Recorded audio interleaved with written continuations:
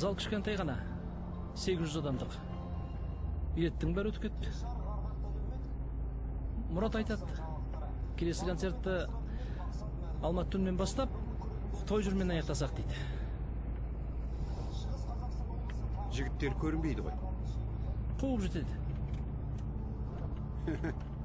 Иә, сенің мына жүрісіңмен қуып жетер. Досеке, сонымен не дейсің? Қайдан? Осы жол концертке қатыспайтын шығармын. Мәссаған, билеттің бәрін кері қайтарсын дейсің бе? Билет сатып алғандар қазақтың Мендельсоны қайда деп сен сұраса не дейміз? Шынымды айтсам, университетте жұмыс көп, министрлік, отбасы, бәке өзің де білесің ғой. Досым, мен Мұрат екеуіңді татуластырам деп әбден шаршадым. Мұраттың мұнда не қатысы бар? Әңгіме не жайлы екенін біліп отырсың ғой? Білмеймін, сыртқа шығып ұрсасыңдар ма, төбелесесіңдер ме, бірдеңе қылсыңдаршы. Сонан кейін сахнаға шығып, әндеріңді айта беріңдер. Жігіттер де не, сендер түсінбей дал болып жүр. Қанша уақыт өтті? Не үшін ренжіскендерің естеріңде ме? Бақытжан!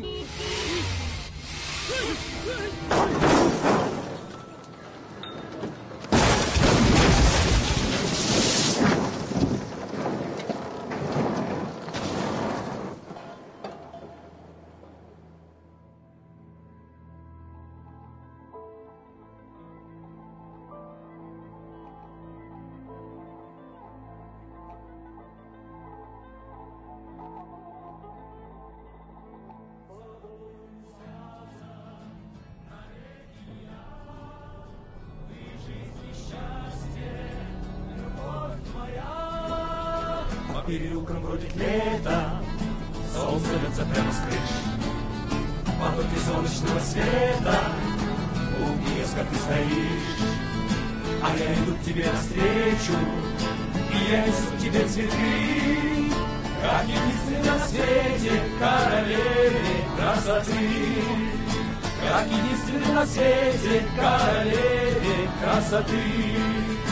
Как единственной на свете королеве красоты.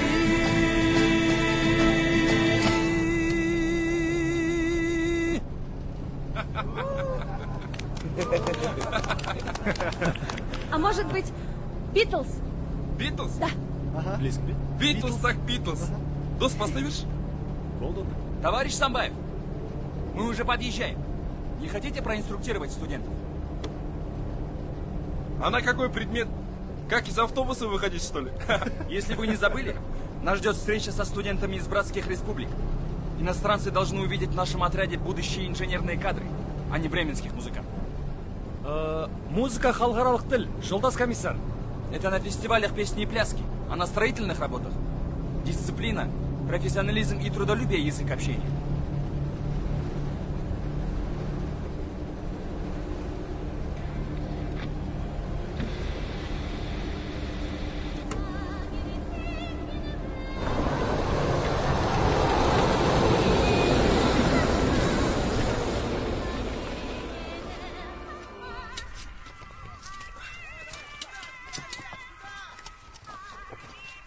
Дос! На, ста. Әкел.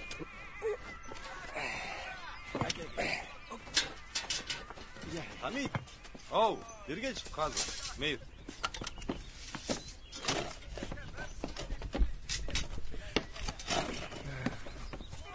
Шынымызды айтсақ, мына жұмыс жалықтырып жіберді. Шетелдіктермен әңгіме жараспады. Рас қой? Рас. Енді? Бір ой бар.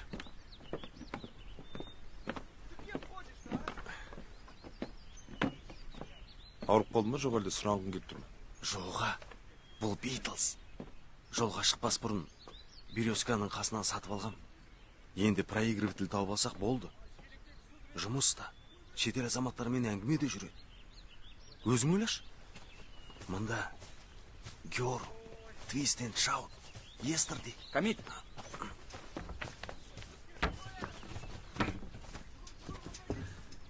К нам приехали руководители ССО из соседнего колхоза. Говорят, им рук не хватает. Есть добровольцы? Да не вопрос. Сколько нужно? Да, пара человек достаточно. Вот, Садык, Умар, без дела. Жоқ, біз... В общем, у нас возникла идея. Как можно диалог наладить с поляками и венграми. Интересно, что за идея? Ну, это... Да. Они свободны. Можешь отправлять. Там, возле первого дома, вас транспорт ждет. Поторопитесь. Поторопитесь. Поторопитесь. Как успехи? Нормально. Кстати, Камиль, у венгров есть партзадача написать статью о студентах из Казахской ССР. Ваша главная задача – произвести на них наилучшие впечатления. Шкин кот.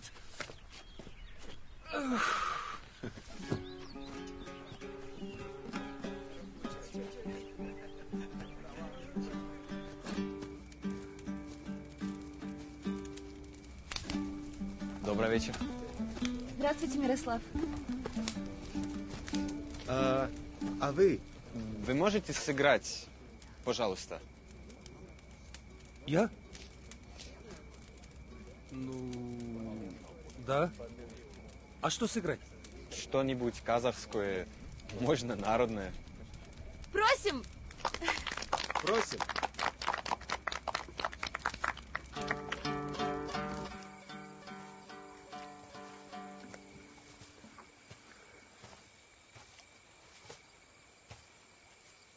Местность невероятно живописная. Вот за что я люблю политех Сабира. За такую разнообразную жизнь нашего студента. Да, красиво очень. Повезло же вам. А у вас в пищевом? Стройотряды в такие интересные места не отправляют? У нас первый курс. Не знаю пока. Хорошо, что ваша подруга Роза взяла вас с нами. Когда поедете со своими, расскажете им, как работают наши политеховские. Договорились. И не забудьте меня с собой пригласить. Чтоб счет был ровный, а то непорядок получается. Вы нам помогаете, а мы вам. Вы согласны? Ну что? Ну как? Пригласить меня с собой в следующий раз за компанию? Ух ты. Кажется, ребята там опять играют, да? Жирность изрек барех.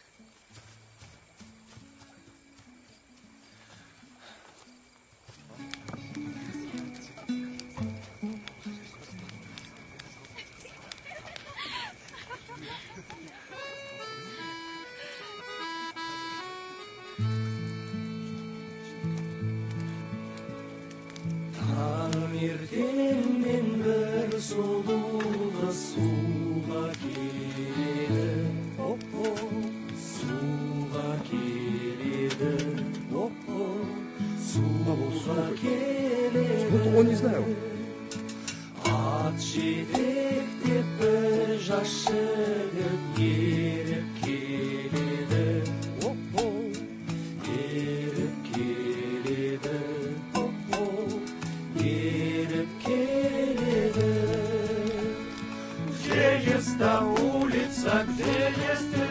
Откуда вы знаете мотив казахской песни? Вы у нас уже бывали? Это наша народная песня.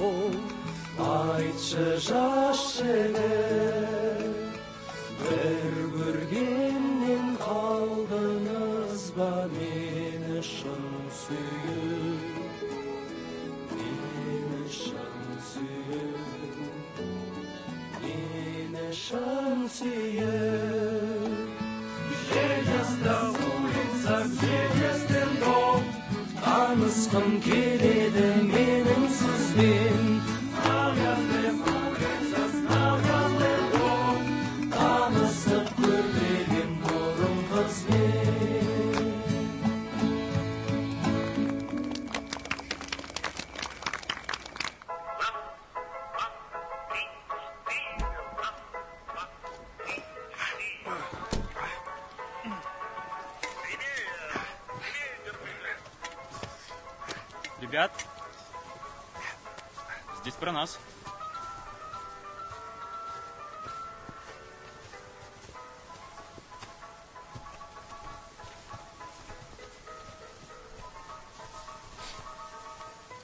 Венгер тіліндегі сөз ау шамасы. Не мағына береді екен? Жігіттер,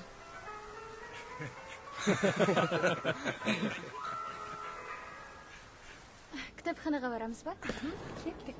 Қыздар, не қып тұрсыңдар? Кіріңдер, концерт тегін. Қазір бастаймыз, кіріңдер.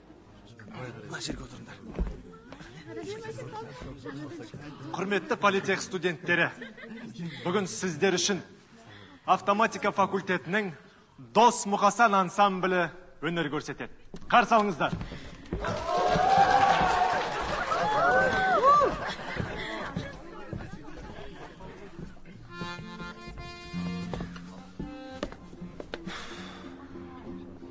Бауырым, институттың жаңа ұжымы ән салып жатыр. Кіріп, тыңда. Жаңа ұжым дейсің бе, Омар?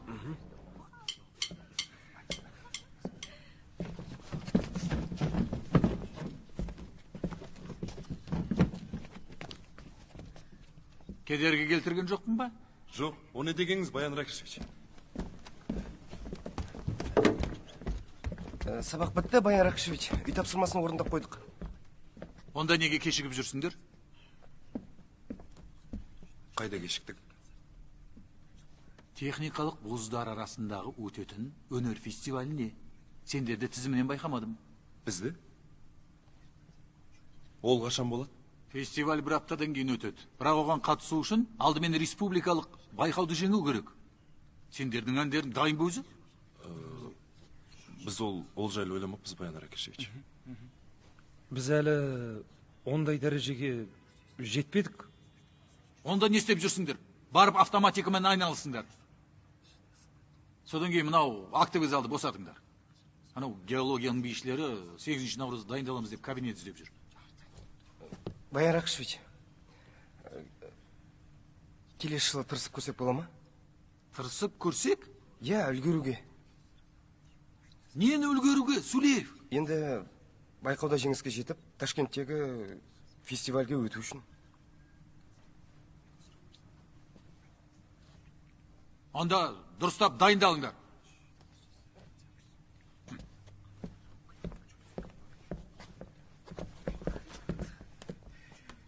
Жалғастырамыз ба? Ендеше қарсы алыңыздар. Дос Мұқасан!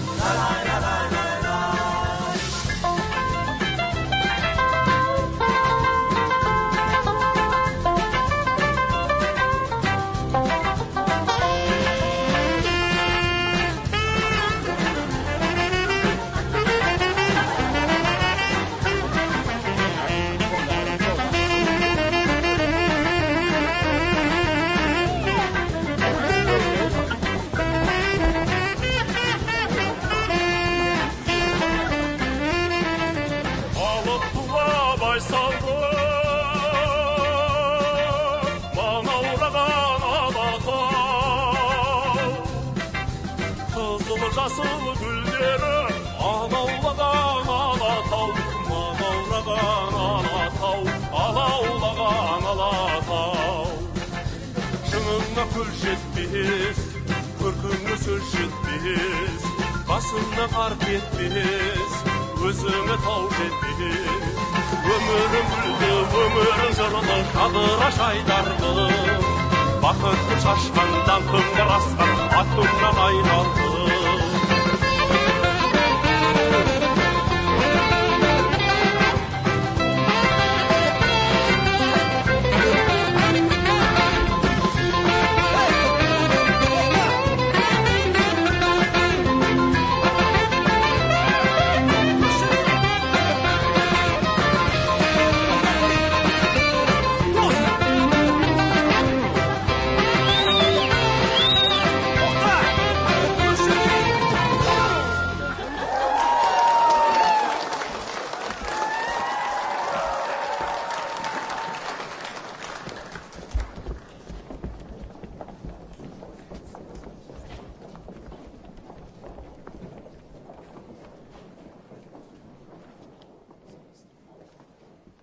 Институт шеберханасын басқа мақсатта пайдаланып жүр екенсіңдер ғой. Комсомол жастарды рухани тәрбиелеу мақсатында ғана пайдаланып жүрміз. Оның үстіне сабақтан тыс уақытта ғана. Песнями Битлз? Рокеров из Англии, которые называют себя букашками. Жуками. Я смотрю, раз вы с начала концерта нас слушали. Значит, таким репертуаром сейчас у нас воспитывают комсомольцев, да, Самбаев? Керісінше емес пе? Жас мамандарда аздырғыларың келетін шығар. Бұзылғандардың арасында политехтің оқытушылары мен доценттері болып жүрмесін. Ойларың басқа жақта. Үлгерімдерің төмен. Көзді ашып жұмғанша емтихан басталады. Бірінші курс болса мейлі. Сендерге не жоғы, а? Мына қарқындармен байқау туралы сөз қозамаңдар. Кстати, а где ваш дамбрист? Это который? Кусаинов, который больше всех тут выплясывал. С прической. Пойду, найду его.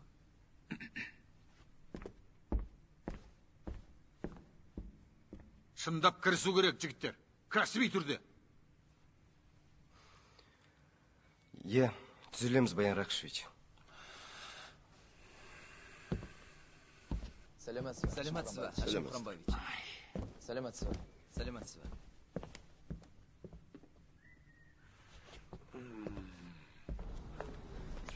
Девушка! Девушка, подождите! Девушка! Қарындас! Сәлеметсіз бе? Мен Мұратпын ғой. Таныдыңыз ба? Әрине таныдым. Оған қоса жаңа ғана сіздердің концерттеріңізден шықтық. Сіз Дос Мұқасандағы мо емессіз бе? Иә, Дос Мұқасандағы мо мен.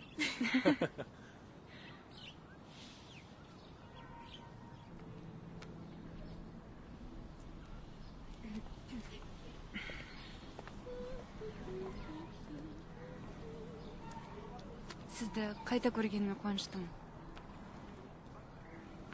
Мен де. Сізді кездесуге шақырсам бола ма?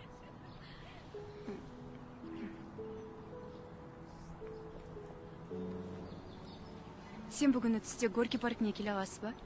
Қуана. Ансамбльмен. Ансамбльмен? Иә. Түсінбедім.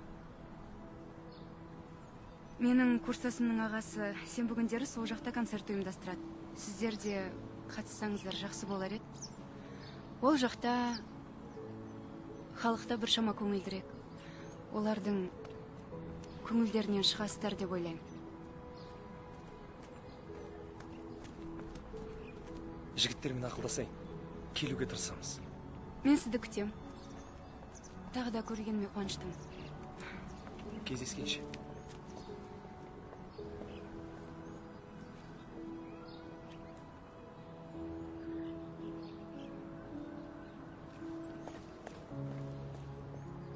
Кусаинов, вы намеренно избежали разговора с ректором?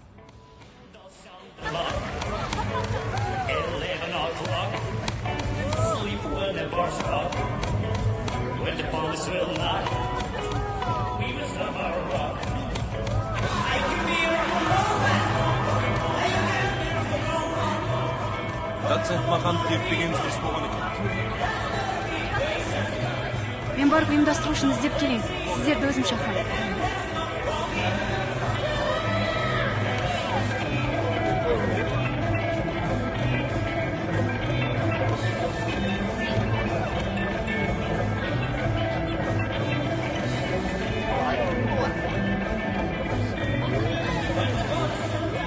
Не обижайтесь, ребят.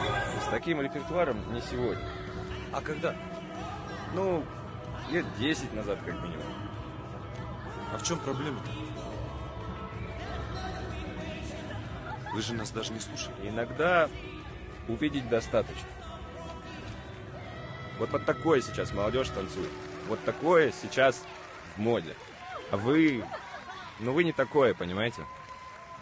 Ладно, вы репертуар поменяйте и приходите в другой раз как-нибудь. Удачи. Молодцы, ребят.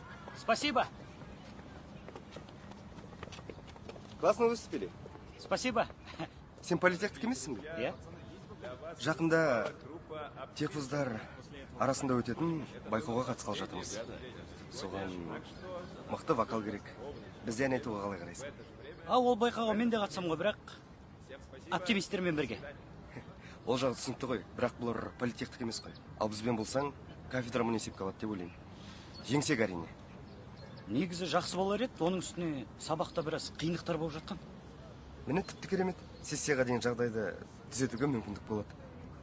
Бірақ сендердің жеңе алмайтындарың өкінішті. Неге? Енді айтырмын ғой, мен оптимистермен бірге қатысам. Ал мен болмасам қалай жеңесіңдер? Бірақ сонда да рахмет. Дос Мұқасан ансамблінің жетекшісімін. Бақытжан, қуаныштымын. Тым болмаса репетицияға келіп кет.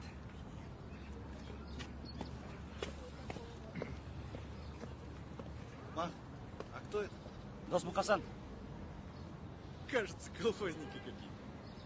Да нормальные ребята.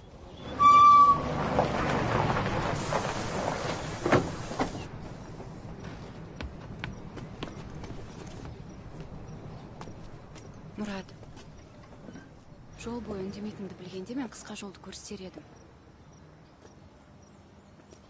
Иә, кешір. Ойланып кеттім. Оны ойлап неменеге бас қатырасың? Шынайы музыканың не екенін білет дейсің бе? Талғамы жоқ екені көрініп тұр ғой. Сен оны құрбымның ағасы деп едің ғой. Енді ашуыңды менен аласың ба? Жоқ, Сабира. Кешір.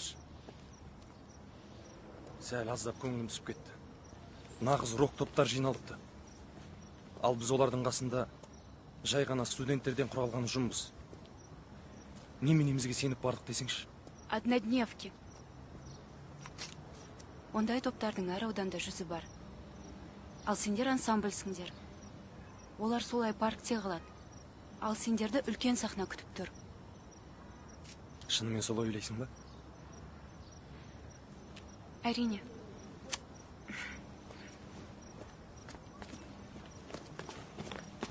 Сабира? Гляньте, пацаны, гитарист, я хочу, как вы идете. Зато с ним какая красавица. Қарындас, сізбен танысуға бола ма? Сіз үшін мен де шашым жалбыратып өсіруге дайынмын. Гомонист долго некрасиво же.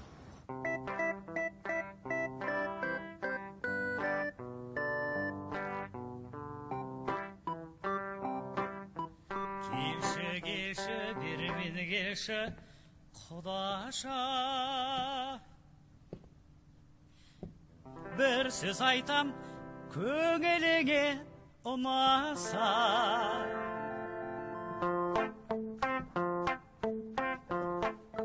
Кешір менде бұрсама деп зәрем жоқ. Не де болса шығып кетші оңаша. Сен мұнда қайдан жүрсің? Өт бара жатқам, сол дайындықтарымды көркетейін деп. Амансыңдар ма жігіттер? Танысып қойыңдар. Бұл Бақытжан, оптимистер тобының вокалисті, біздің политехтің студенті. Бұл қандай ән? Тебе что, мама кудыша никогда не пила? Пойдем. Шәріп. Баха. Танысқаныма қуаныштымын.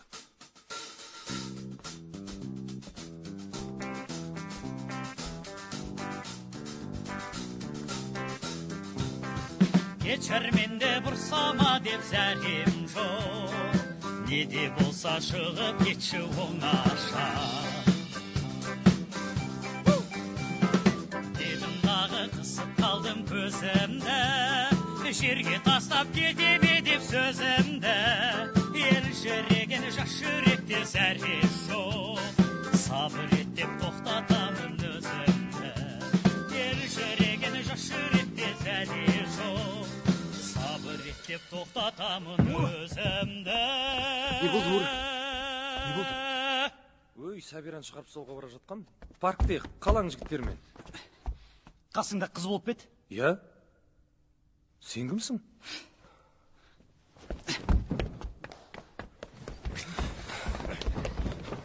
Кеттік.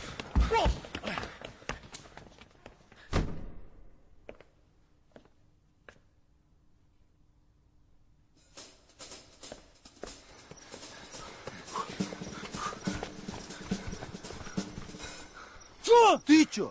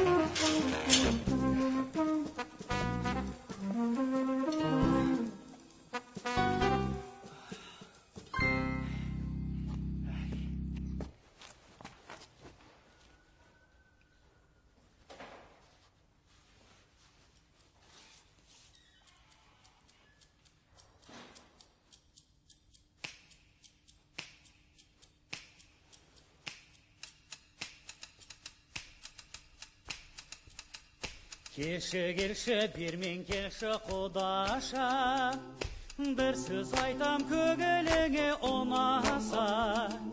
Кетшәрменде бұрсама деп зәремін жоқ, не де болса шығып кетші оңаша. Кетшәрменде бұрсама деп зәремін жоқ, не де болса шығып кетші оңаша.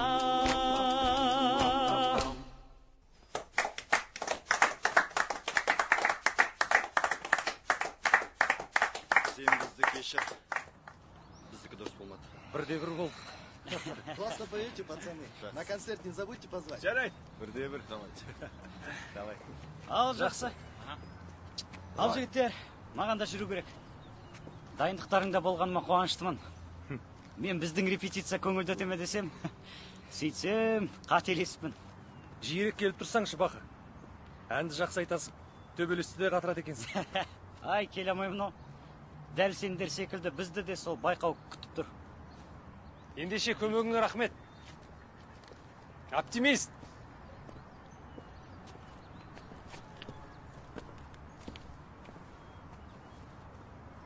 Сендер байқауға дайынсыңдар ау дейм, Бірақ апта уақыттарың қалды. Дайын боламыз. Келесі жолы бірінші райкомға, екінші ректоратқа, үшінші үйлеріңе уведомление об отчислении жіберем. Ал фестивальге қатысты берген уәдеріңе тұрмасаңдар, тағы да бір мүмкіндік болмайды. Сөзімізді тұрамыз. А? Баян Ракшевич, сізге көп рахмет. Сіз кімнен естідіңіз? Фанаттарыңнан.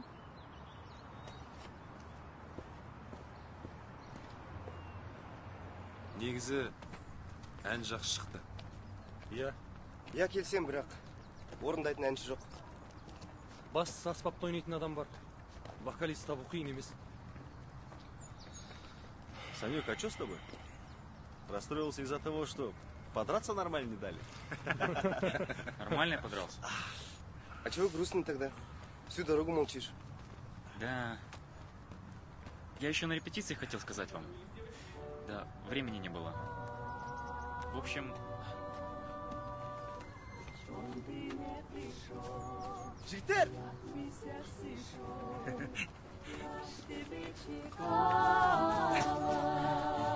Көмектесіңдер. Чи коня нема, чи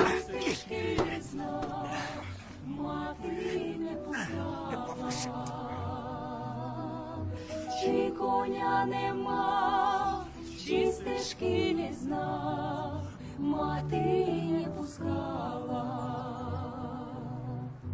Тече річенька, невеличенька,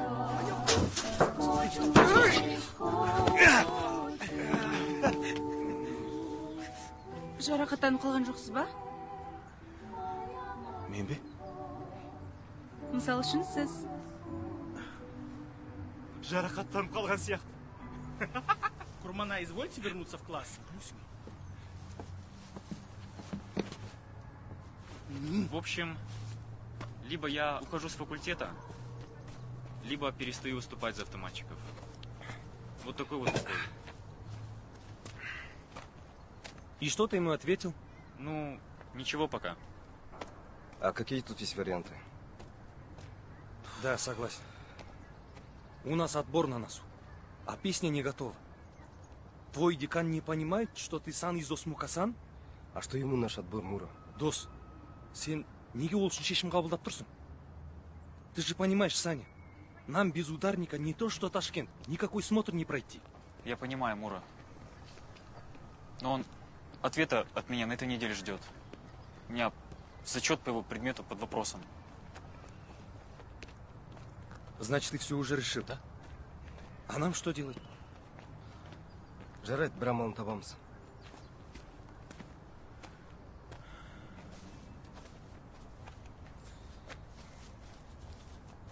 Да ладно, не переживай, Санек. Диплом важнее. Пацаны поймут.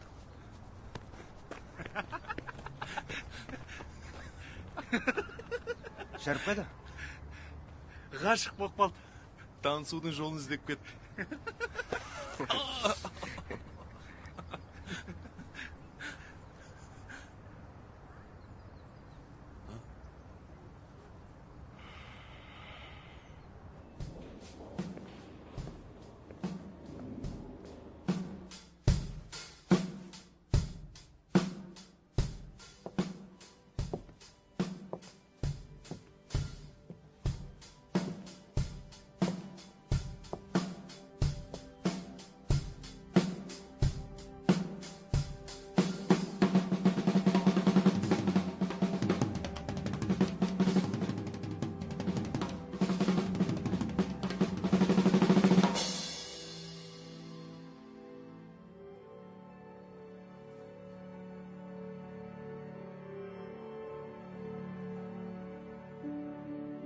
қайта кездескеніме қуаныштымын. Мен де.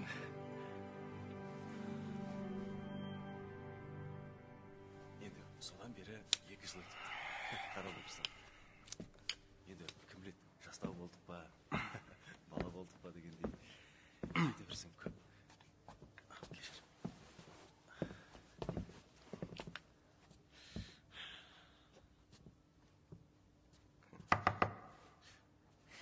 Здравствуйте, я немного опоздал. Вы еще прослушиваете?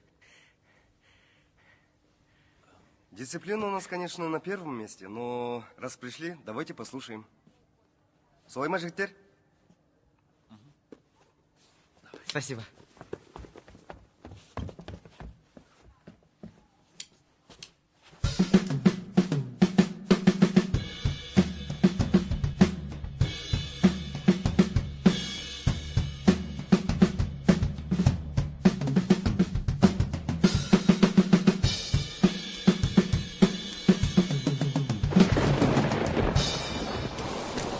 Қане, кеттік.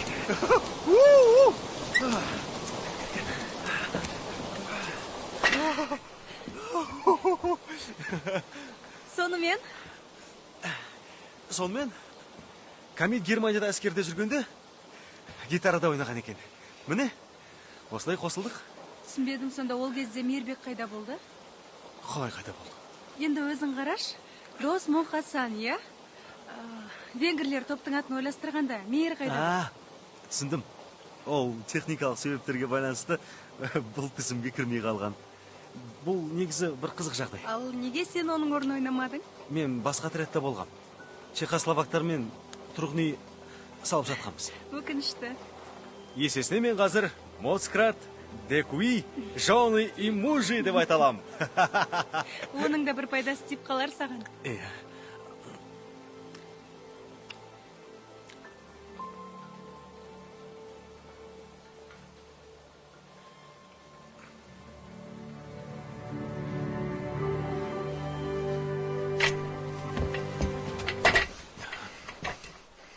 Мура, сен қайдан жүрсің?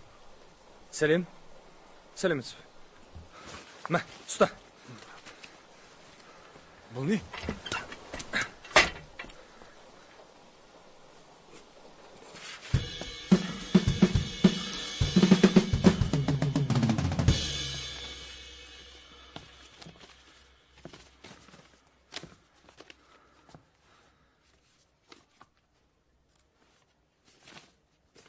Приветствую.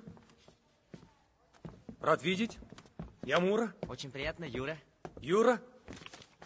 В общем, ритм такой. Во! Жігіттер, сендер былай. Ла-ла-ла-ла-ла. Ла-ла-ла-ла-ла. Түсіндір ма? Сен қайда болдың? Ән жаздым.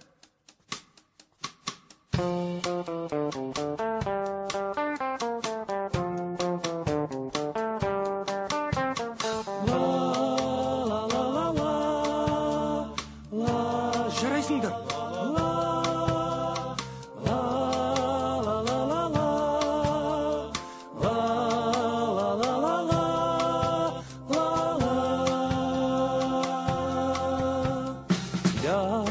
Твой мне в ночи светит, как звезда, глаз твоих лучей предо мной.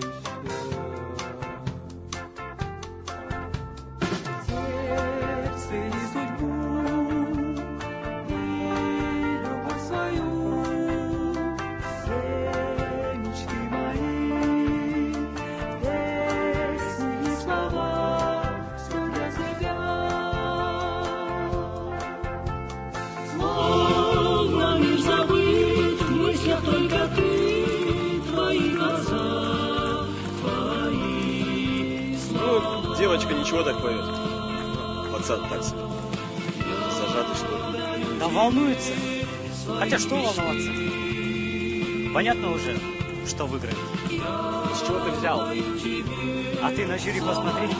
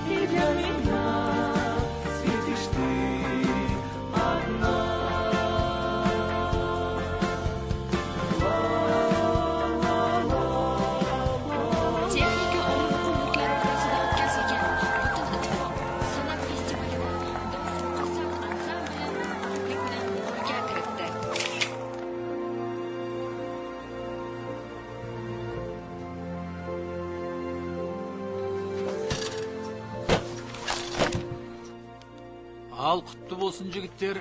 Жарайсыңдар. Добрый день, Ашим Курамбаевич. Так держать. Вокально-инструментальный ансамбль. Арман Жастар. Дос Мукасан. Ашим Курамбаевич. Ты уверен? Угу. Ну ладно, все равно молодцы. Ваша победа — это, конечно, хороший образ для института. Так что так держать. Да, хочу представить вам Шамша Копаевна. Секретарь обкома комсомола будет сопровождать вас в стенах городского комитета партии. А нам туда зачем? Енді ол жақта өзіміздің адам бар, политехтің түлегі. Хотим предложить вашу кандидатуру для конкурса более высокого уровня. Если получится, будете представлять лицо института. Какого уровня? Такого, что подготовка должна быть максимально ответственной. Так что, парни, держите марку. Құжаттарыңды алып, ансамбль мүшелерінің тізімін жасауым керек. Жанымыздағы кабинет бос. Рахмет, ятқа қалдырмаймыз. Ты же Сулеев, верно? Ну-ка, останься. О твоих академических способностях очень хорошо отзывались преподаватели. Но они опасаются, что твое увлечение музыкой приведет к тому, что ты просто скатишься. А у тебя на носу экзамены и диплом. У нас в ансамбле правила, Ашим Курамбаевич. Баян Ракишевич екеуміз сенің кандидатураңда Мәскеуге аспирантураға ұсындық. Рахмет, Ашим Курамбаевич. Сессия мен дипломға қатысты ешқандай проблема болмайды, уәде берем. Ай, Сулеев, Мәскеуде сенің дипломыңды емес, өзіңді және біліміңді бағалайды. Саған қарап, Қазақ политехникалық институтына да баға береді. Рано или поздно выбор между наукой и музыкой тебе сделать придется, и чем раньше ты его сделаешь, тем скорее будешь профессионалом. Рекомендация жібергенім үшін өкінбейтін болайын.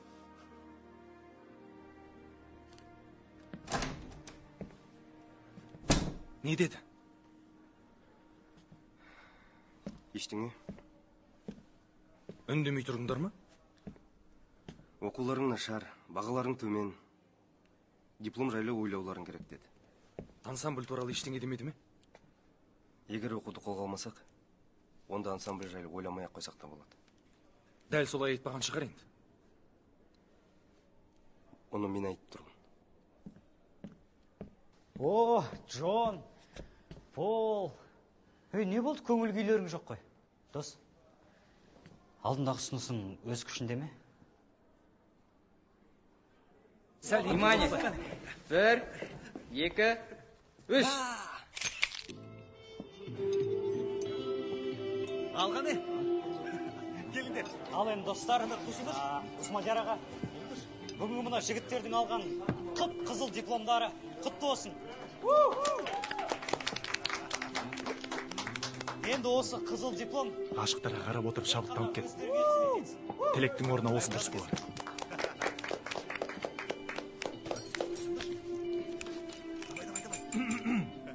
Достар, балконға қарап отырыңыз.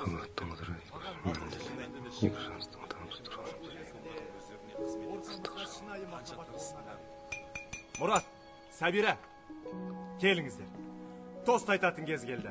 Достар, бір сәт назар аударсаңыздар. Екі жас үшін, ғашықтар үшін көтерейікші.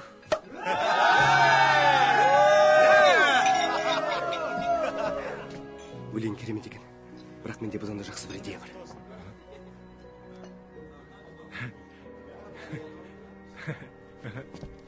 Құрметті достар, біздің қымбатты да аяулы Мұрат пен Сәбираның құрметіне бұл ән алғаш рет сахна төрінде орындалайын деп тұр. Бақытты болыңыздар.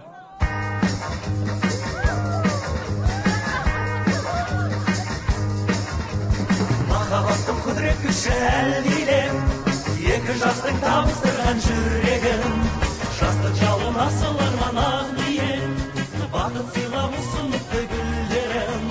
Той үстінде тәтті күнде, жас жұбайлар шат күлімдер, ән салайық би билейік, шарықтасын шаттығынде.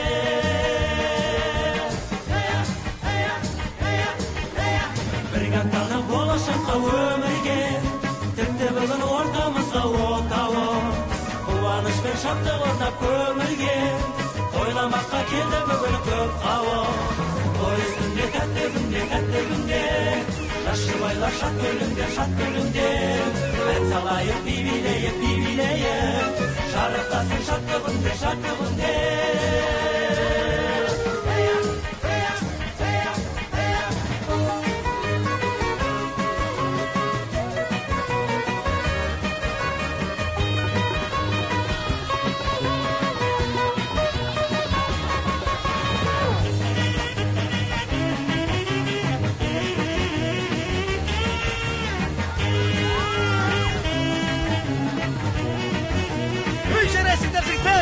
Той үстінде тәтті күнде, жас жұбайлар шат күлімдер, ән салайық би билейік, шарықтасын шаттығынде.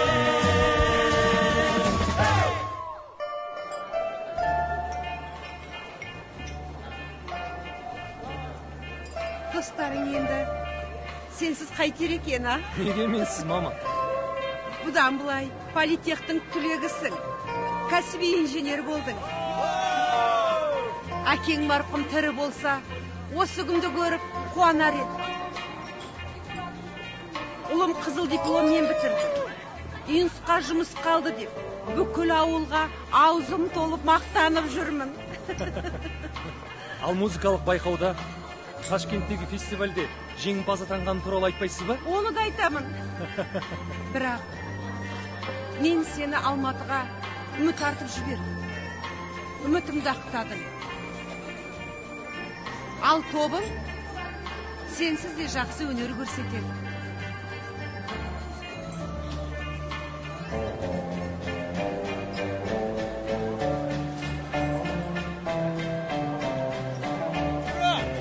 Сен үшін!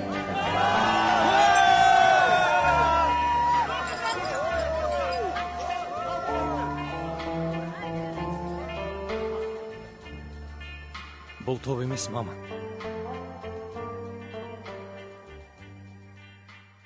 Бастысы қарсы келмеу. Егер қалалық комитет біз жақта болса, бәрі дұрыс болады. Түсінікті ғой? Түсінікті. Бірақ не дұрыс болады? Облыстық комитет сендердің кандидатураларыңды мақұлдады. Соңғы шешімді горком қабылдайды. Егер бұлар құптамаса, ары қарай өте алмайсыңдар. Артық сөзсіз айтқанды орындыңдаршы. Бәріне келісіп, бастарыңды изей беріңдер. Жақсы ма? Жарайды. Жақсы. Қандай кандидатура? Минскте өтетін бүкіл одақтық кәсіби орындаушылар байқауы туралы айтып тұрмын. Кәсіби дейсіз бе?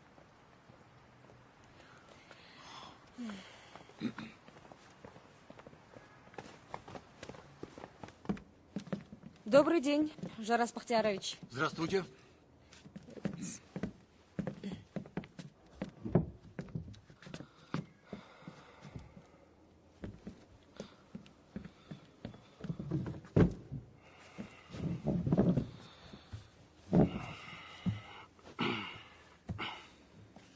Как, говорите, называетесь?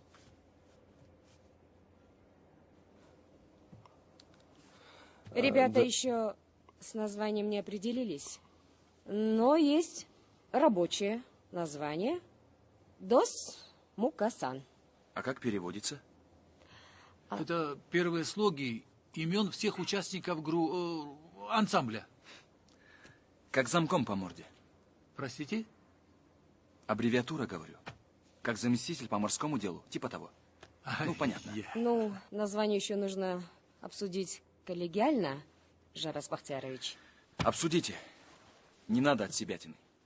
Вы выпускники серьезного института. Нужно соответствовать. В глазах партии. Равенство. Хорошее название. Или вот. Братство. Да. Будете братство. Мы обязательно обсудим. Меня попросили заняться вашим вопросом в качестве инструктора. Потому что, если вы не знаете, я тоже выпускник политехнического. Знаю. Но поблажек я вам не дам. С меня потом спрашивать будут. Поэтому нужно подумать об идеологическом векторе звучания коллектива и тщательно откорректировать репертуар. Нужны советские идейные песни. Нужно подстричься. Никаких писклявых гитар и саксофонов.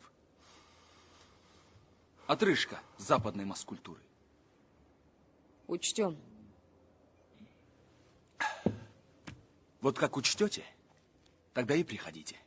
Потом посмотрим. До конкурса еще есть время. Хорошенько вас проверить. Свободны? До свидания.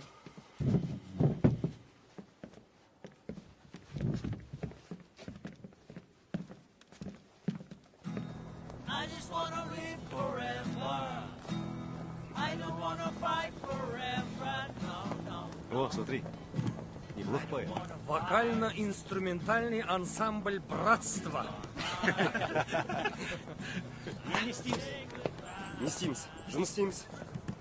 Музыка өзі-ақ бізді алып шығады жігіттер.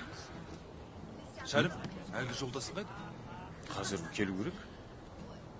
Балеттің бітетін уақыты болды. Әне, Шәріп! өзде кел. Әлім, қалың қалай? Танысбай. Құрманай. Сәлеметсіз бе? Сәлем. Дос Мұқасан. Кіріңдер, кіріңдер.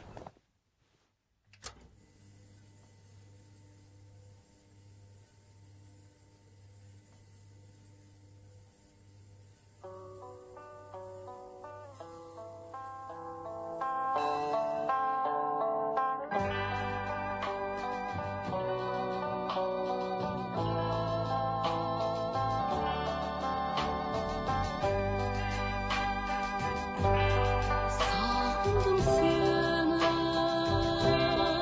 sağındım yerken, kızgaldap dolar köktemde.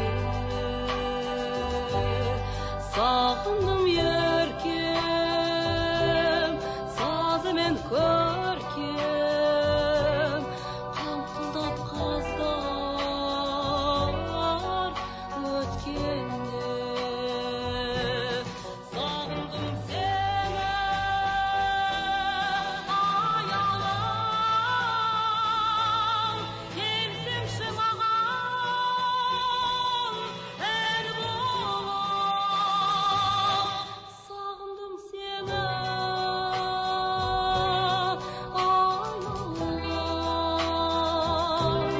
kimsin şımağım, kimsin şımağım, taң bolam.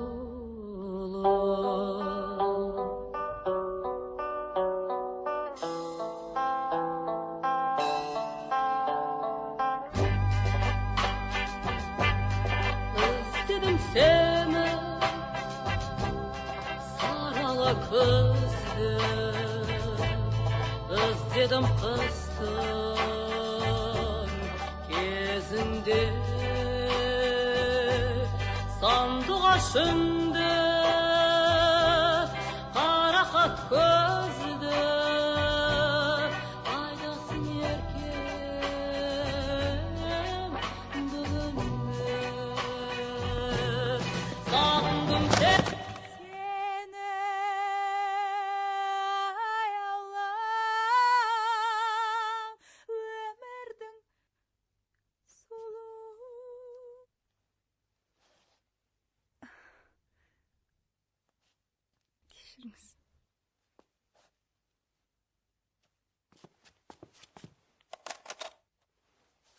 Продолжаем. Приготовились. Пишем. Сағындым сені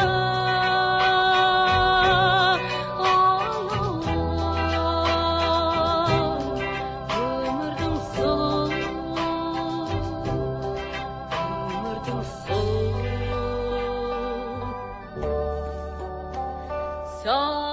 едің.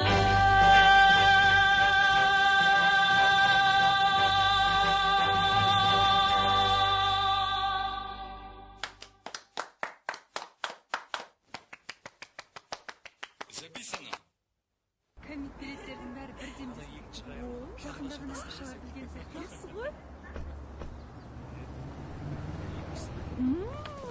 Көрермен көп болады десең. Олаздай жылдың соңына дейін олар 4 бірдей концерт жоспарлап қойған. Не болды, Бақа? Не үшін тұр? Роллингстердің жаңа альбомы келді ме екен? Жаңа бір нәрсе бар ма? Дос Мұқасандықтардың жаңа альбом шықты.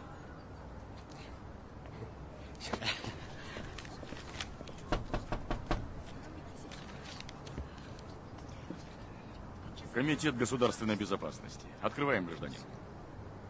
Открываем. Минуточку.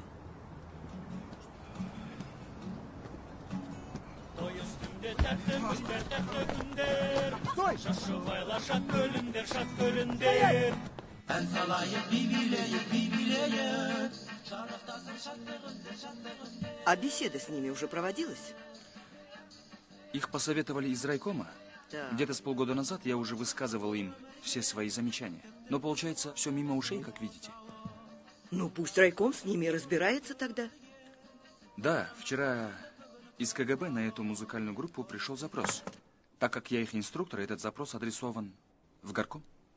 Из КГБ? Угу. Они что, иностранные агенты какие? Лопнули форцовщиков с их пластинками на днях. Записывали подпольно и продавали по рублю в нескольких точках. Собирали очень много народу в очередях. Человек по 100, говорят. Нет, ну а что еще было ждать? То ли националисты, то ли подражатели Запада. Вот вам результат.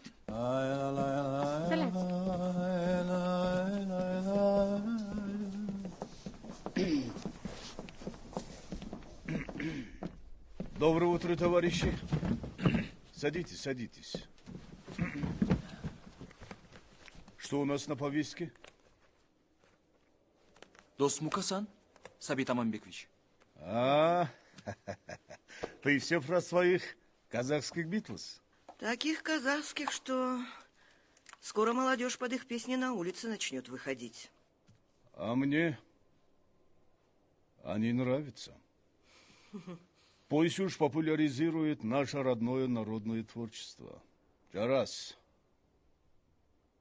работайте с ними. Так, что у нас дальше?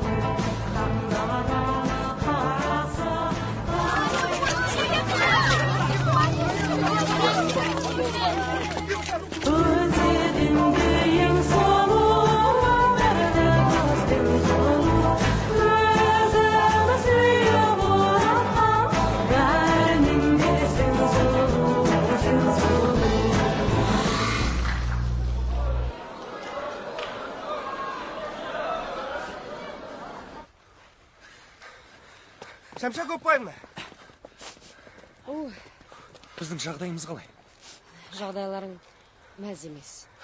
Әзірше Ленин сарайындағы 3 концерттерін тоқтатты. Бірақ бұл басы ғана. Басы ғана? Тағы тоқтатуы мүмкін бе? Қыздың денсаулығы қалай? Есін жиды, бірақ әлі де нашар. Сауығып кетеді ғой, бірақ та әкесі оның...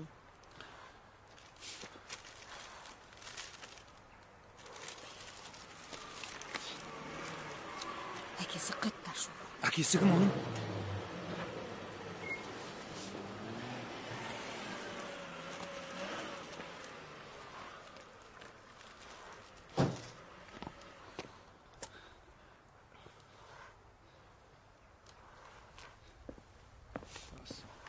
Здравствуйте, Сабит Аманбекович. Вот, ребята, музыканты, пришли проведать Айгерим и пожелать скорейшего выздоровления и выразить... Нет.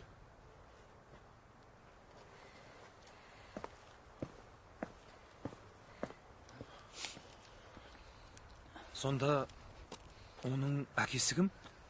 Жарастың айтуынша горком. Ансамбльдің әр мүшесі немен айналысып жүргенін мұқият қадағаласын деп біздің институтқа тапсырыпты. Шет елдегі байқаулар о бастан тіпті өзіміздегі концерттерімізді әзірше тоқтатсын деп. Есіктердің осал болғанына біз кінәліміз бе? Біз жобалаушы емес, біз музыкантпыз.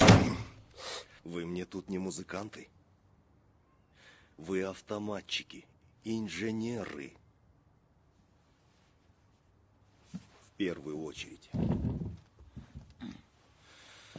Мен сендер институттың дәрежесін көтеріп, партияның алдында абыройымызды арттырат деп жүрсем, сендер керісінше. Политех студенттерінің атына, еліміздегі ғылымның бейнесіне кір келтірдіңдер. Әшмаға, кешіріңізші, бірақ бұл жерде біздің кінәміз ол... Шаштарың мынау, жалбырап.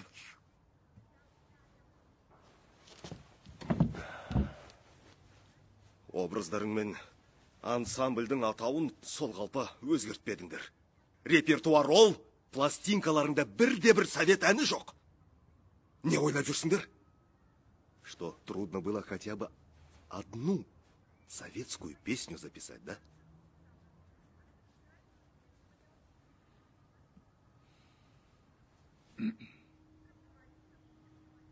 Ты помнишь наш прошлый разговор?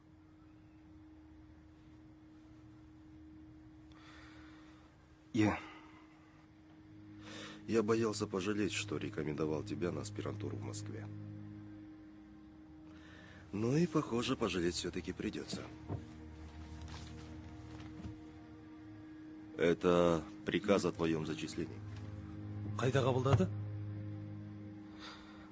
Осы жылы ма? Олар сенің жауабыңды күтуде. Эй, досым, это не такой приказ, чтобы можно было просто отмахнуться. Я понимаю, но выбирать придется. Я предупреждал. Бір айда жауабын беру керек.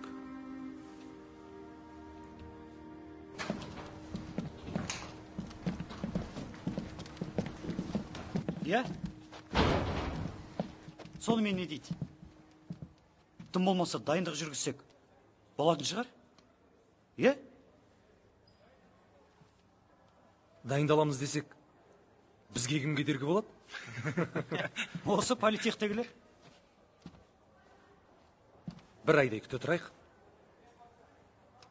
Қалған уақыт көрсетер. Онда дайындықты бастай берейік. Кеттік.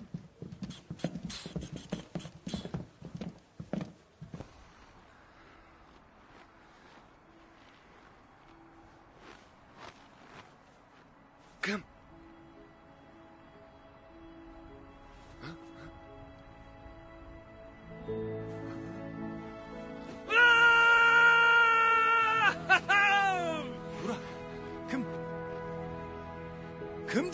адам жынды қылмай айтсаңшы. Жігіттер, жігіттер,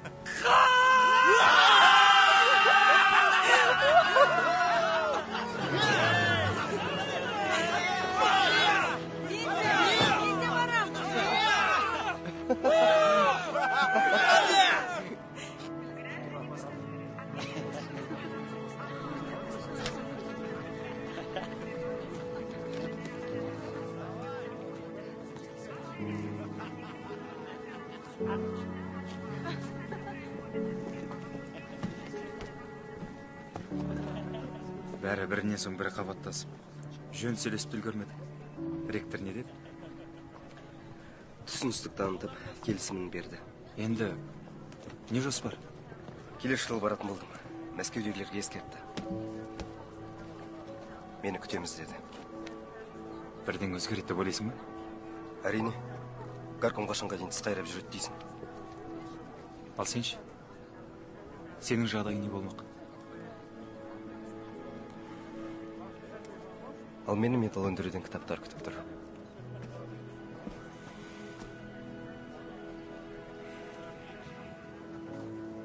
Уайымдама. Олар бәрін түсінеді.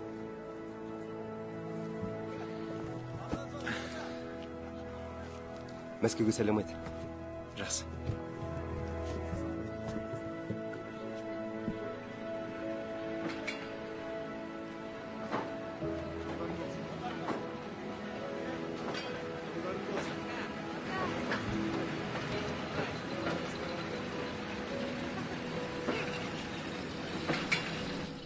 Неприятная ситуация. Как будто они сами эти стеклянные двери проектировали. Да там дело-то было не в дверях. Жоқ, мәселе есікте емес. Бірінен соң бірі 4 концерт. Іште де, сыртта да 3000 адамдай жиналған. Әндердің бәрі қазақ тілінде. Ел жұрт далада ән айтып тұр. Сендер не, партиямен енді танысып жатырсыңдар ма? Жоқ, олай емес. Осында келгенім де сол үшін. Жақсы, рахмет. Әшім, мен саған көмектескім ақ келеді. Бірақ бұл жерде менің ешқандай сөзім өтпейді. Тіпті горкомның өзі ештеңе шеше алмайды. Бәрін шешетін тек жоғарғы жақ. Добрый день, Дінмұхамед Ахметович. Хороший номер. С нашими ребятами. Қалдар қалай? Олармен жұмыс істеп жатырсыз ба? Я, сол бір мәселе болып тұр. Дінмұхамед Ахметович. Егер мүмкіндік болса, 1 минут уақыт бөлсеңіз. Подождите минутку.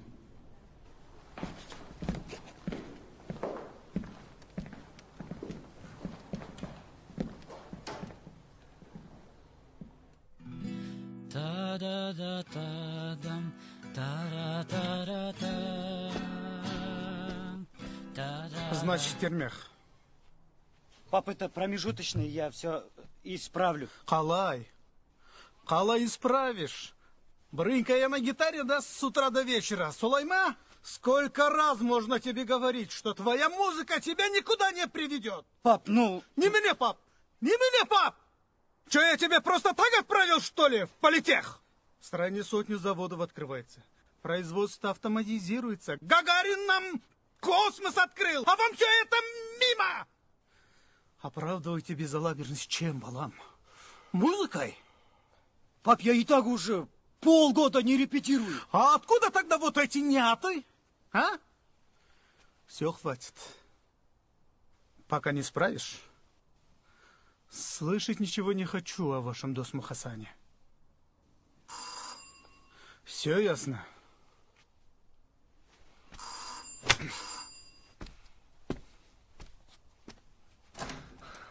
Амансыз ба, бақшан үйде ме?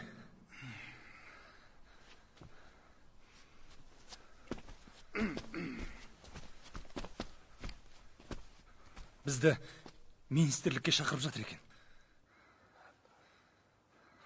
Шақырып жатса неге бармасқа? Ну что, готовы к труду и оборону Досы? Сегодня снимем ваши размеры и отправим на пошив костюмов.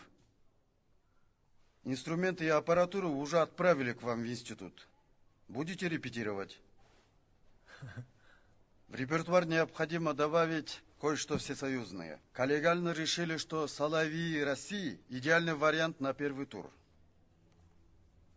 А можно участвовать в конкурсе профессионалов, если мы не профессионалы? А кто сказал, что вы не профессионалы? И еще кое-что. Партия настояла на том, чтобы отправить с вами сопровождающего своего человека. Только он задерживается. В общем, на нем межпартийная коммуникация, организационные бюджетные вопросы и прочее. Вас это не коснется. А имя у этого человека есть? Пока не знаю, не сообщили. Вам задача ясна? Угу. Да. Еще вопросы есть? Да. Кажется, у нас нет вокалиста. Как это нет?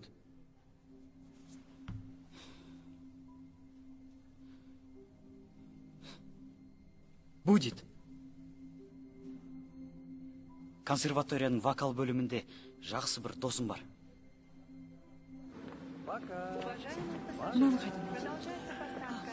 Так, Сулеев здесь. Умаров. Умарова.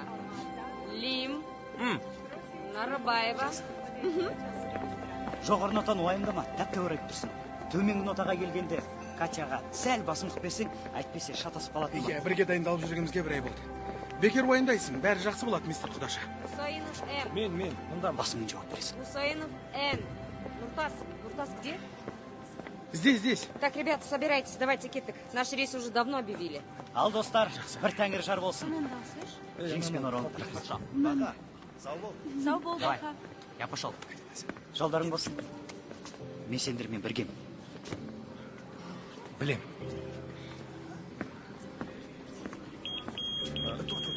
Да проходите уже скорее, все в порядке. Сәттілік тілейміз. Рахмет. Досмұқасан алға. Рахмет.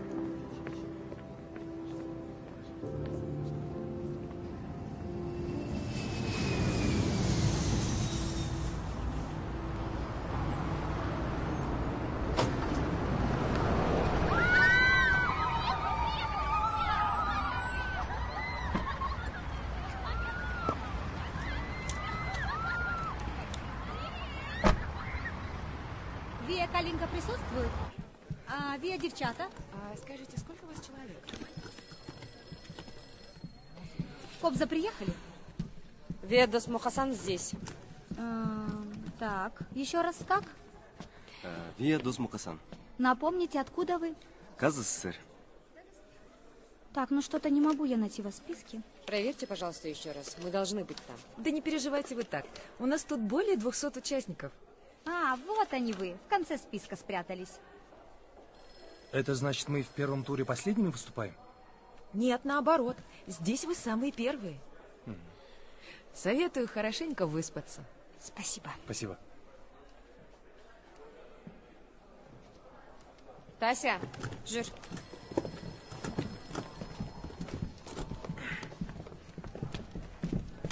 А вот и кобза прибыли. Они тогда У нас тогда как раз концерт был, и барабанщик заболел.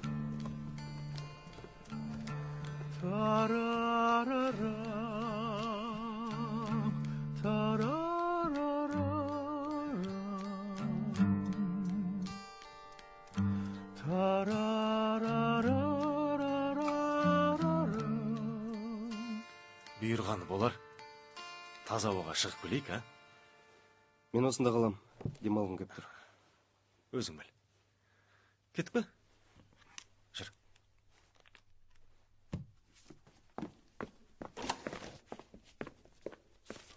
Ресторан отлично. Потом сходим. Здрасте. Привет. Здорово, ребят. Здравствуйте. Здорово. Здрасте. А вы откуда? Казахская ССР. Ну, как настрой, казахи? Бывало и лучше. Выпить вам надо, расслабиться. Мы как раз в ресторан зовем. Пойдете? Завтра же первый тур. Ну, вы же не первыми выступаете. Утром подлечитесь. Первыми? Да. Ну, тогда Готовьтесь, Казахская республика. Не будем мешать. Увидимся.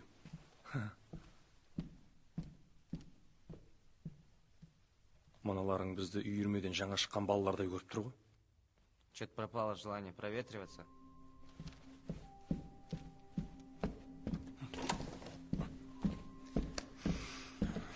Тез келдіңдер ғой. Не болды? Нагулялись.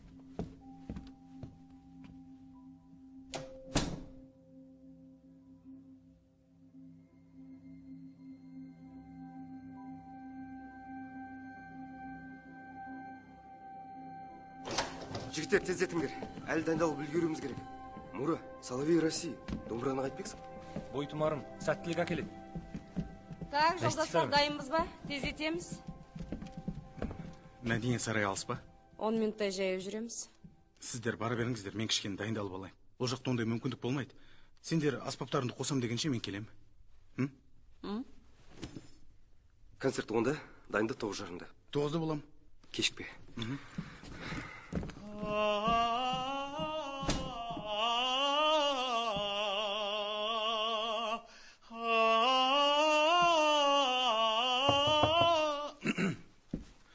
Бірден ұмытып кеттім екен. Здравствуйте. Здрасте. Мы ищем гражданина Кусаинова. Я Кусаинов. Майор Белобородько. КГБ. Можно ваши документы? Документы? А что происходит?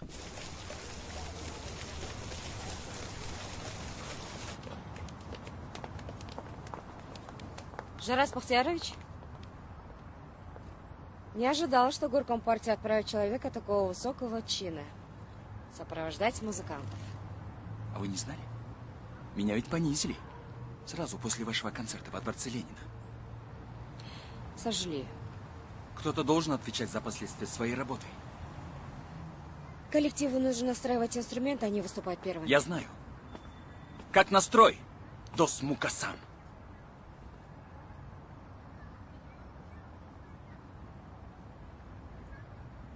У вас с собой список группы? Да, конечно. Пожалуйста.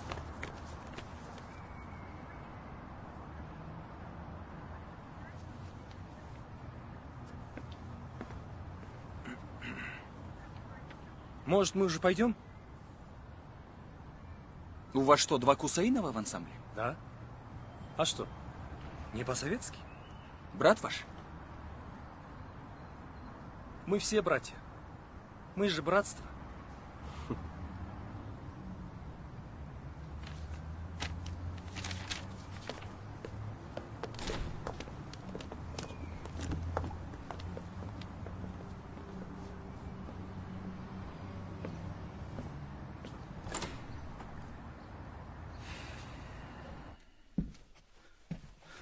Да объясните вы, в конце концов, по-человечески, что вы ищете? Знаете, что такое анонимный донос? Подозрение в контрабанде. Какая контрабанда, товарищи? Гостиница полна музыкантов. Всесоюзный фестиваль. Вы что, шутите? Такие фестивали самый пик активности контрабандистов. Со всего Союза форцовщики слетаются. Я форцовщик? Да у меня у самого папа в милиции работает. А вы? Кем работаете? Я пою на конкурсе. Ансамбль Дос Мукасан. И через 10 минут у нас выступление. А там петь некому, я вокалист. Ну, это мы разберемся. Вокалист вы или контрабандист, как сказано в доносе. Нұртас, сіз осындасыз ба?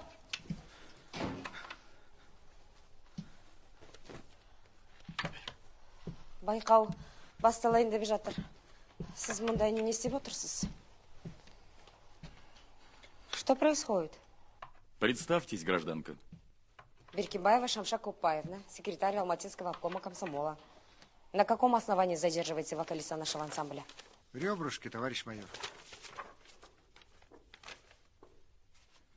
Продолжайте искать. Чувствую, хватает здесь оснований.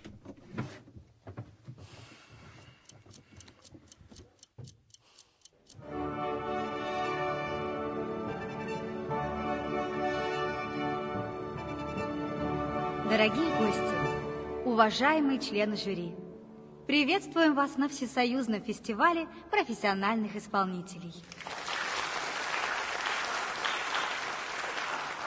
Более 200 участников со всей страны будут соревноваться за звание лучших.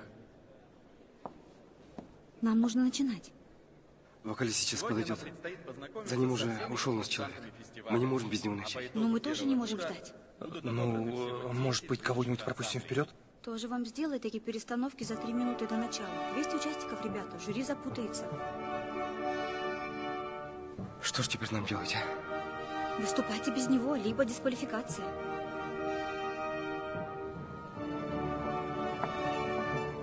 Давайте же пожелаем нашим музыкантам ни пуха, ни пера и встретим первых конкурсантов.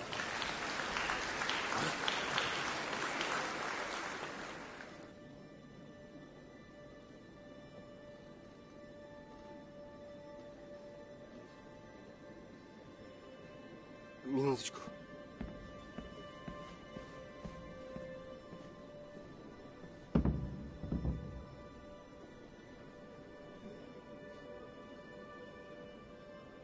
Итак, вокально-инструментальный ансамбль из Казахской ССР «Дос Мукасан».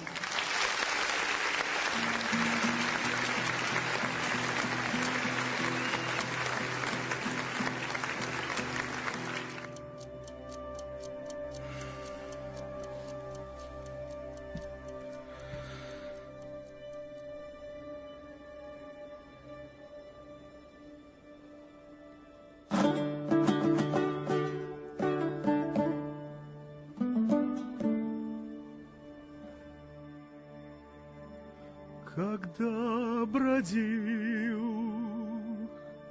в полях подростком,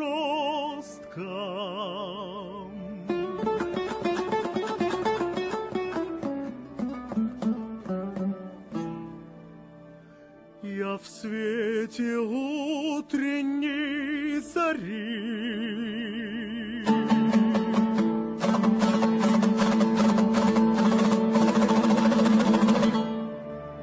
зажгли во мне любовь к березкам.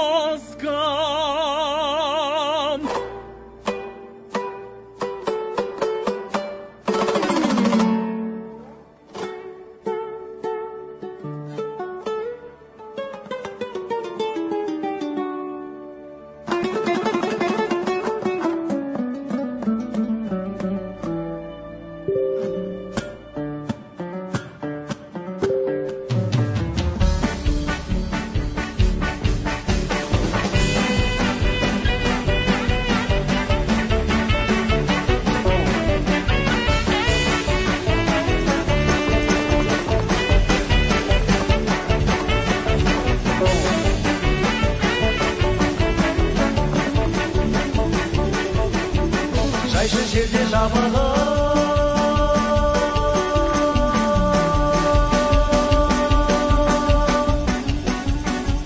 көре алмаймын ай сенсіз жерде ойнап мен күле алмаймын ай ауыл сенің іргелі шай көйлегің бүрмелі айтарыңды айтып қал отырмын ғой жүргелі қош болса өмір көргенше айтайын алып келгенше уәдеңе берік бол мен сені күндіргенше ауыл сенің іргелі шай көйлегің бүрмелі айтарыңды айтып қал отырмын ғой жүргелі қош болса өмір көргенше айтайын алып келгенше уәдеңе берік бол мен сені күндіргенше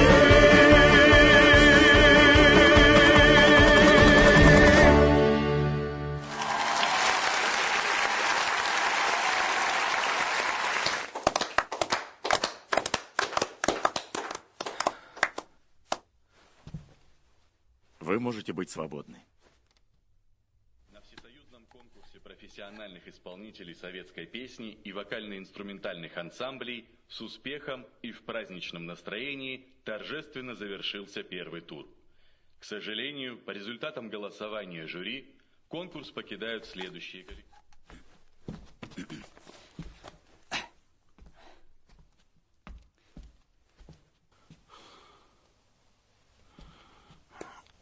Таким образом, к финальному туру будут допущены 10 коллективов.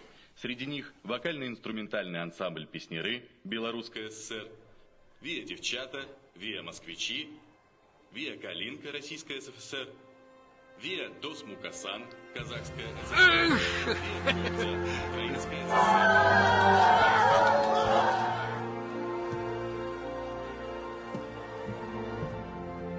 Таким был первый тур Всесоюзного фестиваля исполнителей. Такой вот яркий день подарили нам самые лучшие профессионалы музыкальной сцены со всей страны.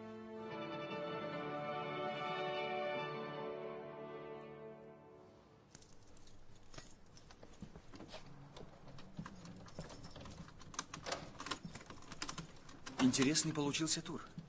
Простите? И справедливое решение в подведении итогов. Вы ведь в коллегии жюри. Я вас узнал. Да, спасибо. А вы тоже участник? Нет, я сопровождаю земляков. Виа Дос-Мукасан. Болельщик, можно сказать. Хорошие ребята. Волнуются, но видно, что талантливые. Да, верно. Кто бы мог подумать, что какая-то группа самородков из нашего политеха так далеко зайдет? Подождите, я не понял. Вы хотите сказать, что это студенческий коллектив, не профессиональные музыканты? Представляете? Это ведь наши знаменитые автоматчики. Так. Я ведь читал их досье. Там сказано, что это ансамбль из Алматинской консерватории, профессионалы. Бумага официально прикрепленная из Казахконцерта. Если то, что вы говорите, правда, то их участие противоречит регламенту конкурса. Знаете, возможно, я что-то путаю. Извините за беспокойство. Всего доброго. До свидания.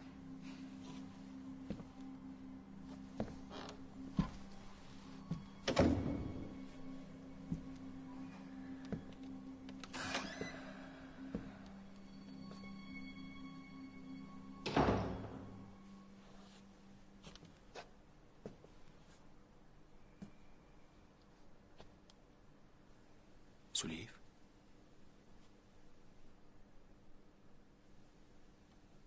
Поздравляю с выходом в финал. Я думал, вы отмечаете. Я помню вас в тот день, Баянауль, когда мы только поступили. Вы выделялись из общей массы.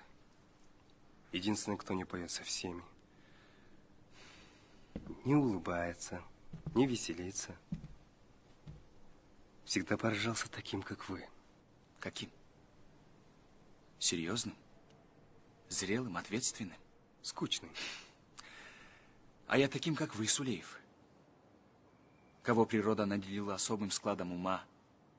Открыла двери в науку, в инженерию, в педагогику. А вам плевать. Вам славу подавай. Значит, вы от обиды за будущую родину на палке в колес суете? Боитесь, что вокруг все начнут петь, а заводы позакрываются? А вы не боитесь? Не знаю. Я всегда думал, что вы злитесь на то, что Мурат у вас Сабиру из-под носа увел. Девушка выбрала Кусаинова. И что с того? Такие девушки, как она, каждому в постель прыгнут, лишь бы шевелюра была и гитара брынкала.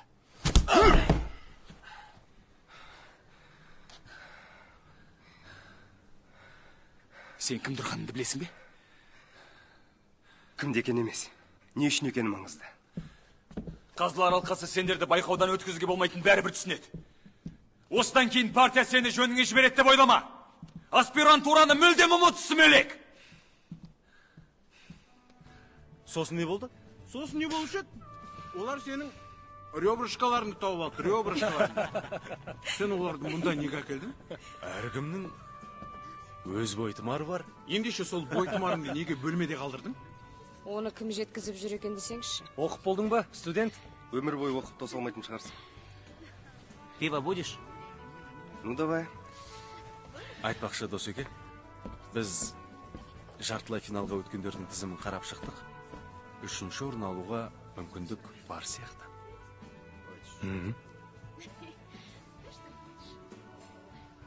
Осында келерде программа максимум алғашқы болып шығып кетпеу болды. Соны ұмытпайық. 200 қатысушыдан тұратын турдан өттік. Бүкіл газет беттерінде жүрміз. Маяктан хабарлады. Бүгін кешке теледидардан көрсетеді. Бұның өзі еліміз үшін, біз үшін мақтаныш емес пе? Енді не істейік? Үйге қайта берейік пе? Айтқым келгені, егер жеңіліп жатсақ, еңсеміздің түскенін қаламайм. Осының өзі нәтиже, осының өзі жеңіс. Достар, ертең өзімізді жеңіске жеткендей сезініп өнер көрсетейікші. Жеңіс үшін! Жеңіс үшін! И последними в нашем финальном туре на этой сцене выступит вокально-инструментальный ансамбль из Казахской ССР «Дос Мукасан».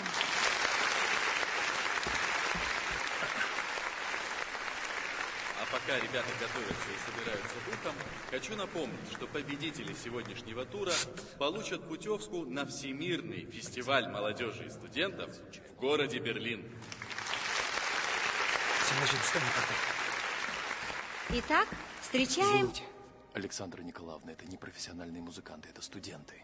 Как так? С чего вы узнали? Вот так, случайно узнал. Молодых ребят... Минуточку, небольшая техническая заминка.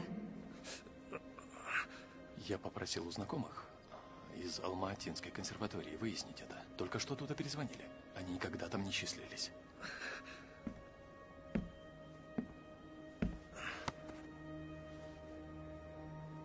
Держи, братец. Держи, держи. Спасибо. Нам что, делать нечего? Александра Николаевна, это все-таки подделка документов и преднамеренный обман. Минтай. Итак, встречаем Дос Мукасан.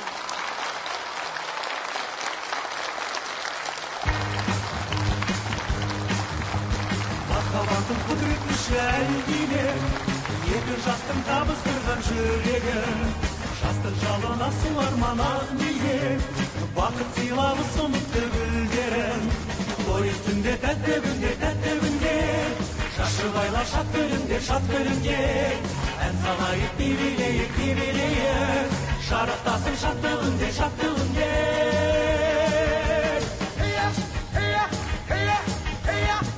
Коллегиальным решением жюри на всесоюзном конкурсе профессиональных исполнителей заслуженное первое место получает ансамбль «Песняры». Второе место – это было очень сложным и необычным решением. Но второе место остается свободным. И, наконец, третье место достается вокально-инструментальному ансамблю «Москвичи». Но это еще не все. Впервые на конкурсе профессиональных исполнителей на третью ступень пьедестала за оригинальный стиль и самобытную манеру исполнения также взойдет самодеятельный коллектив из Политехнического института Алматы, вокально-инструментальный ансамбль «Дос Мукасан».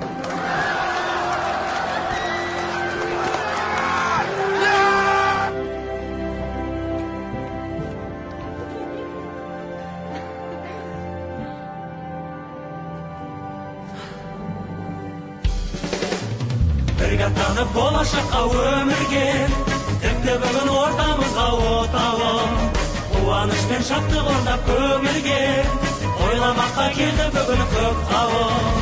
Той үстінде тәтті күнде, шашып айла шат күлімдер, ән салайық билейік, шарықтасын шаттығынде.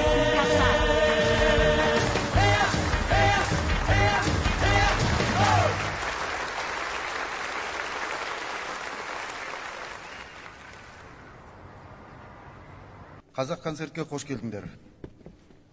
Бұрын мұнда болып педіңдер? Жоқ. Құжат бойынша мұнда жұмыс істегендеріңе біраз болған екен. Иә, сол үшін де бізді байқаудан өткізбей қоя жаздады ғой. Мұнда жағдай қайталанбас үшін министрлік сендерді Қазақ концерт ұйымының құрамына ресми түрде кіруді ұсынып отыр. Жүріңдер, құжаттарға қол қояйық.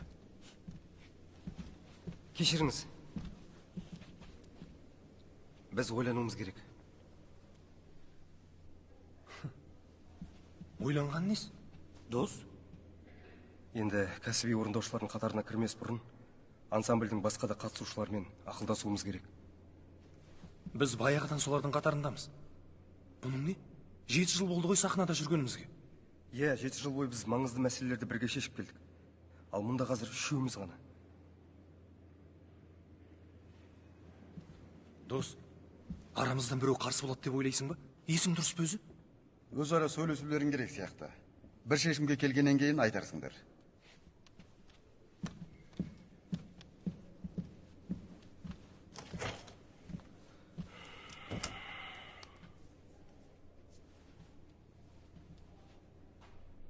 Мен Мәскеуге кететін болдым. Аспирантураға. Қайта жақсы емес пе? 2 жылдан кейін келесің де, қайтадан қатарымызға қосыласың. Мені миссиске қабылдады Баха. Бұл карьераның алғашқы баспалдағы ғана. 2 жылдан кейін концерт жайлы ойлауға мұрша болмайтын анық. Мұрша болмайды деймісің?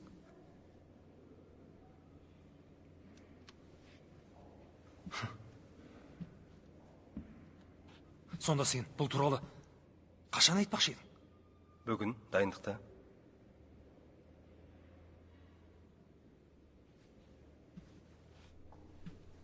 Жүріңдер онда.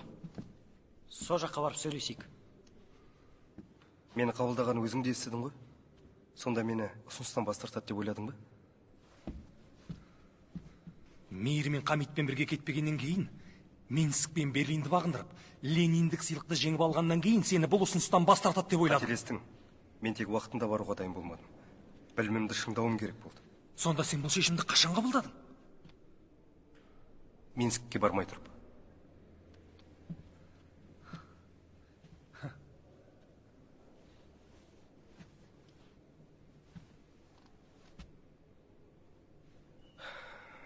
Осы уақытқа дейін айтпай жүрдің, ә? Осы уақытқа дейін айтқанда, жеңіске жетермек? Мұрат, досым дұрыс айтады. Бұның бәрін айту оған оңай болды ғой дейсің бе? Оның үстіне басқалардың да көңіл түсер еді.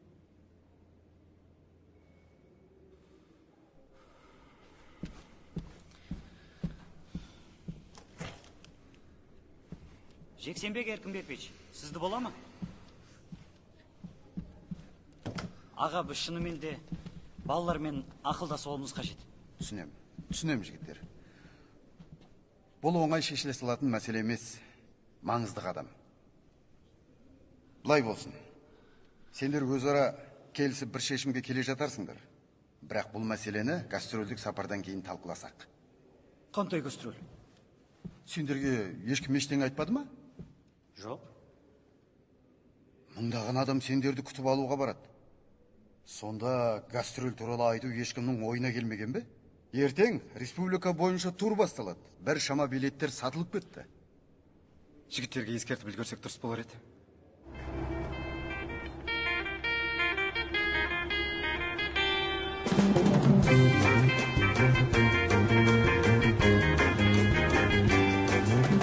Күндізде, түнде де сені іздедім. Кімсің сен, қайдасың, соны білмедім. Бірде барсың, бірде жоқ, сен бір елесің. Түнімде таңдай маған келесің. Түнімде таңдай маған келесің.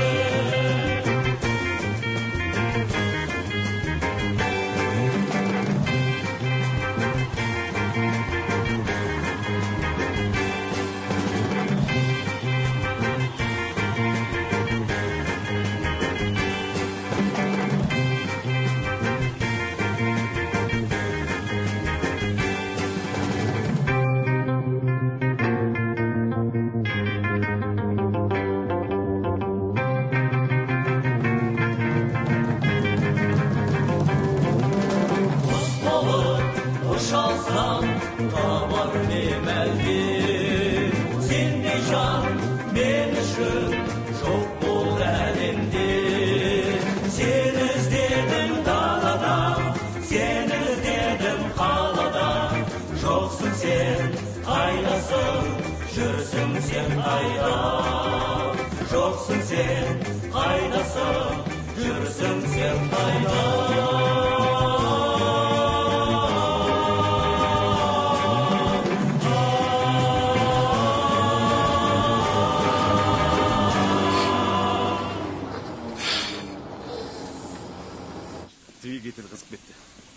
сағатқа дейін алыс па? 2 сағат. Концерт 3 сағаттан кейін. Мына жақта көрші ауылда жолдасым тұрады. Жолшыбай көлік тоқтатып соған барып келейін. Базиге барады, үлгереміз деп ойлаймын. Бірақ тездетші,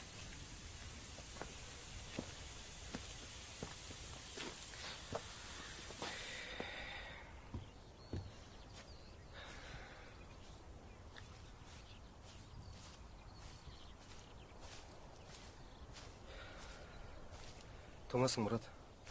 Сыртта тұрғаныңа жарты сағат болды ғой.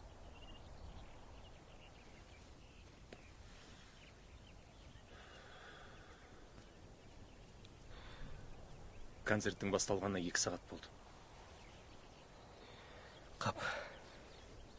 Мейір күтіп қалған шығар.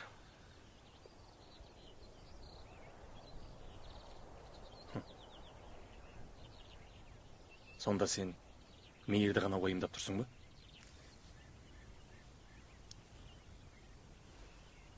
Облыстық филармония. 600 адамдық зал. 600 адам, дос. Ал сен болсаң Мейірді уайымдап тұрсың. Маған неменеге ренжисің? Себебі 7 жыл бойы көрермендер саған үміт артып келді. Ал сен болсаң олардан оп-оңай бас тарта салғалы тұрсың. Сонда өмір бақи осылай жүреміз деп ойладың ба? Диплом алғанымызға бақанда 4 жыл болды. Ал бізді әлі күнге дейін автоматчиктер деп атайды. Сонда біздің жетістіктеріміз қайда? Еңбектеріміз қане?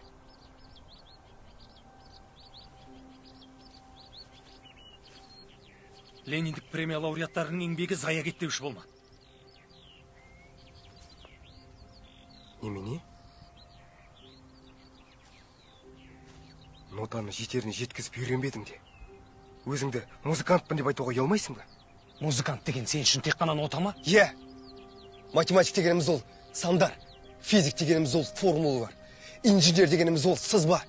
Ал музыкант дегеніміз ол ноталар. Түсінесің бе, Мура?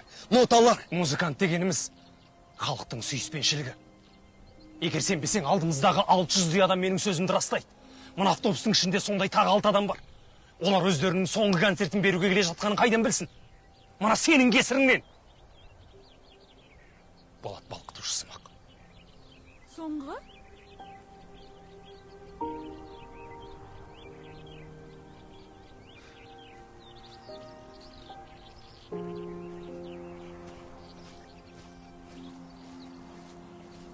Неге соңғы?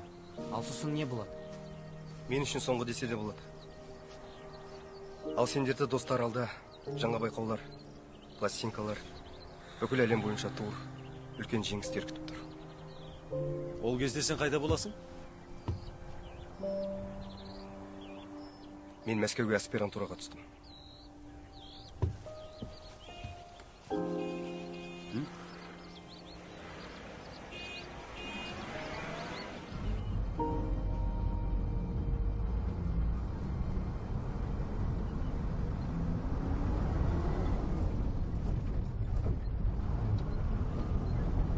Енді бізге кім жетекші болады? Өздерің де біліп отырған шығарсыңдар. Ансамбльдің жетекшісі Мұрат болсын дегендеріміз қолымызды көтерейік.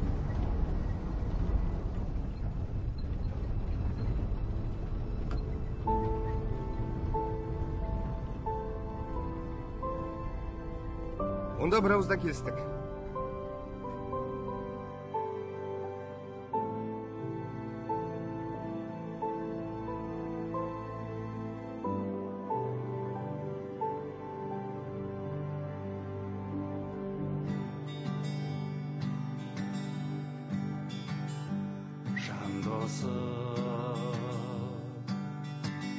Seni ғана сағынамын. Уақытым неге бағынамын. Ай өтіп көрмегелі жылдар өтіп.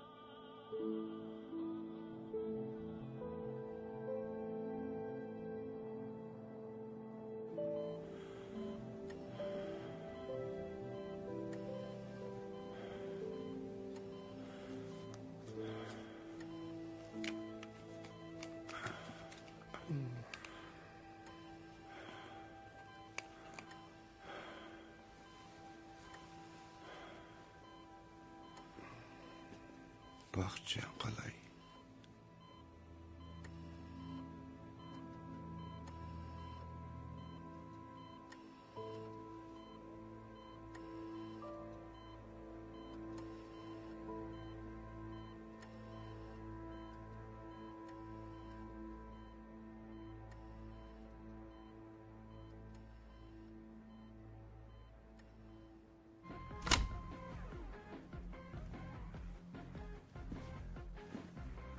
Ассалаумағалейкум. Төлесіңіздер. Ассалаумағалейкум. Қалдар, кіріңіз.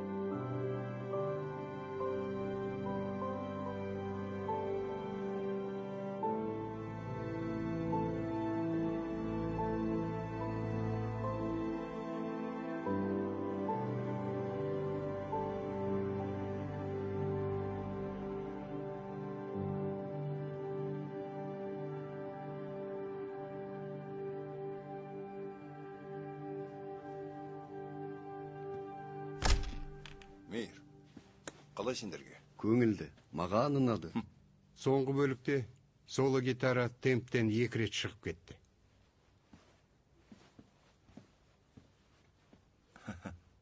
Сені көріп, қолым тайып кетті. Ал сендер не айдап келді мұнда? Ұсыныспен келдік.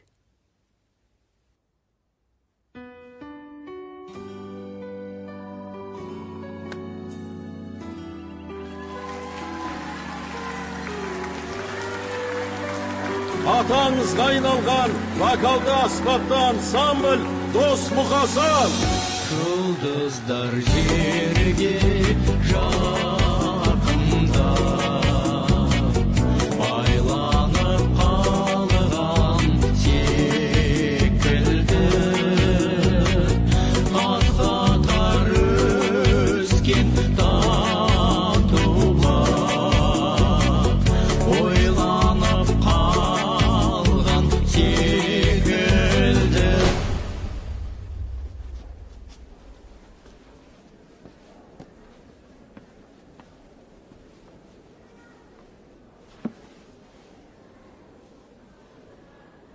Алматы түні, Алматы түні, ұйқымда мен